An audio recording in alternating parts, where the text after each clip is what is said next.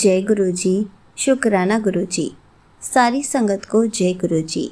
संगत जी, क्या आपके सामने भी ऐसे ऐसे सत्संग आते थे? क्या आप भी ऐसे ऐसे वहमों में पड़ते जाते थे? तो चलिए इसी पर एक आंटी जी का सत्संग सुनते हैं, जिसमें उन्होंने इस बात को बहुत अच्छे से एक्सप्लेन किया है। ये सत्संग पूरा ज़रूर सुनिएगा, आपको बहुत अच्छे आंसर्स मिलेंगे। तो चलिए आंटी जी का सत्संग सुनते हैं। जय गुरु जी। शुक्राना गुरु जी। अनंतम अनंतम शुक्राना गुरु जी। मैं अपना सत्संग शेयर करना चाहती हूँ। मेरा नाम राखी है, मैं देहरादून से हूँ।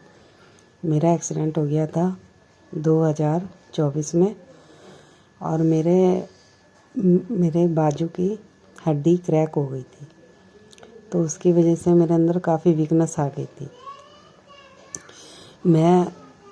वीकनेस आ गई थी। उसके बाद मेरे को फिर जैसे जैसे दवाई खाने लगी, मुझे चक्कर आने शुरू हो गए। अब मैं बड़ी परेशान हो गई। मैंने काफ़ी समय तक दवाई खाई।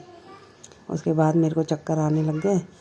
मैंने गुरुजी से बोला, गुरुजी महाराज, मैं और दवाई नहीं खा सकती और आप मेरे पे कृपा कीजिए कि मेरे ये चक्कर बंद हो जाएं। मैं किसी डॉक्टर के यहाँ नहीं जाऊँगी। मैंने इतना कहा और उसके बाद मेरे अपना आप ही चक्कर आने मेरे बंद हो गए। मैं गुरुजी महाराज का बहुत बहुत शुक्राना करती हूँ। अनंतम अनंतम शुक्राना। ओम नमः शिवाय। शिव जी सदा सहाय। ओम नमः शिवाय। गुरुजी सदा सहाय। उसके बाद मैं वहमों में पड़ गई थी। किसी किसी के यूट्यूब से आते हैं ना कि ये कर पुत्र, लाल धागा है, काला है, इसे निकाल, उसे सफाई कर। ऐसे करके मैं बड़ी परेशान सी हो गई थी। मैंने कहा, गुरु महाराज कृपा करके बुद्धि ठीक कीजिए कि मेरे दिमाग में मैं कैसे करूं। फिर इन वाली आंटी जी का सत्संग सुनती थी, तो उससे मेरे को फ़र्क पड़ा कि उनके सत्संग सुना मैंने कि वहमों में नहीं पड़ना चाहिए। गुरुजी महाराज जब थे तो उन्होंने यही कहा था कि वहमों में नहीं पड़ना चाहिए। तो इसलिए फिर मैंने उनका सत्संग सुनने के बाद मैंने ये वहम छोड़ा और मैं रोज़ सत्संग सुनने लगी।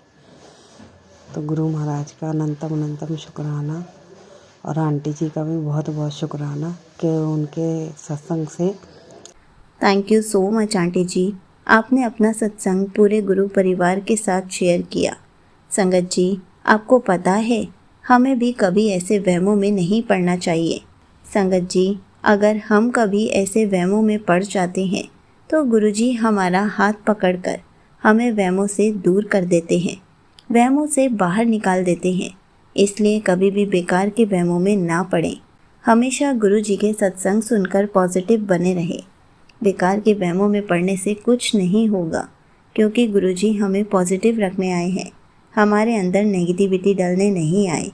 इसलिए इस बात को आपको ही समझना है कि जब भी आपको लगे कि आपको किसी सत्संग से नेगेटिविटी मिल रही है, तो आपको वो सत्संग इग्नोर करना है।